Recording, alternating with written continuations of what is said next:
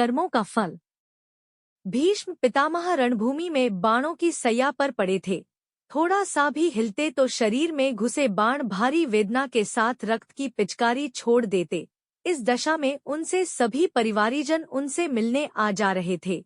श्री कृष्ण जी भी पितामह के दर्शनार्थ आए। उनको देखकर भीष्म जोर से हंसे और बोले, आइए माधव। पितामह ने उनको बैठ जाने का इशारा किया। फिर इधर-उधर की बातें होती रहीं। अंततः पितामह ने कहा, हे कृष्ण, आप तो सर्वज्ञाता हैं, सब जानते हैं, मुझे ये बताइए, मैंने ऐसा कौन पाप किया था जिसके कारण मुझे इतना भयावह परिणाम भुगतना पड़ा। कृष्ण ने मुस्कुराकर कहा, हे पितामह, आप तो स्वयं त्रिकालदर्शी हैं। आपके पास तो वह शक्ति है जिससे आप अपने पूर्व जन्म देख सकते हैं। आप स्वयं ही देख लेते। तब भीष्म बोले, हे देवकीनंदन, मैं यहाँ अकेला पड़ा और कर ही क्या रहा हूँ।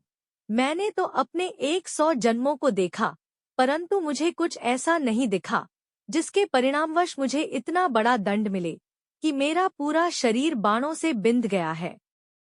तब श्री कृष्ण मुस्कुराकर बोले, हे पितामह, आपने सिर्फ 100 जन्मों को देखा है, किंतु ये पाप 101 जन्म पूर्व का है। आप ध्यान लगाकर देखिए, आपको उत्तर मिल जाएगा। आप ही बता दीजिए, पितामह ने कहा।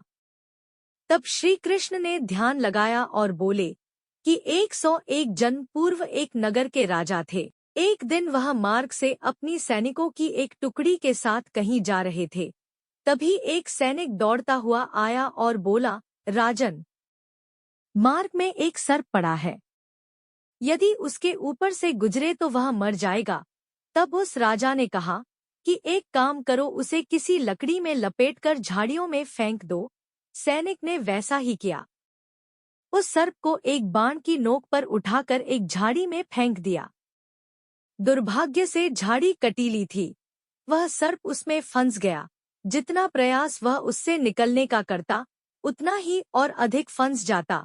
उन झाड़ियों के कांटे उसकी देह में चुभ गए और खून रिसने लगा, जिससे उन झाड़ियों में रहने वाली चींटियां रक्त चूसने लग गईं। धीरे धीरे वह सर्प मौत के मुंह में जाने लगा। 5-6 दिन तड़पने के बाद उसके प्राण निकल गए। पितामह, वह राजा आप ही थे और आपको उसी पाप का दंड मिला है। इतना कहकर श्री कृष्ण चुप हो गए। इतना सुनकर पितामह कराहते हुए बोले, माधव, आप तो जानते हैं कि मैंने जानबूझकर ऐसा नहीं किया था। मेरा उद्देश्य तो उस सर्प की रक्षा था। तब यह परिणाम क्यों? श्री कृष्ण बोले, पितामह, हम जानबूझकर क्रिया करें या अनजाने में, किंतु क्रिया तो हुई ना, उसके प्राण तो गए ना। यह विधि का विधान है। जो क्रिया हम करते हैं उसका फल हमें भोगना ही पड़ता है। आपके पुण्य इतने प्रबल थे कि 101 भव बाद जाने के बाद ये पाप उदय हुआ। हमें यह कभी नहीं सोचना चाहिए कि हमें फल नहीं मिलेगा। हम कितने भी जतन कर लें, हमें हमारे कर्मों के फल अवश्य मिलेंगे। हमें हमारे पूर्व के कर्मों का फल तो भोगना ही पड़ेगा।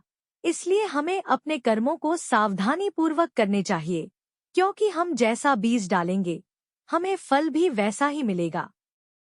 दोस्तों, अगर आपको ये वीडियो पसंद आया हो तो वीडियो को लाइक करें और चैनल को सब्सक्राइब जरूर करें। राधे कृष्णा।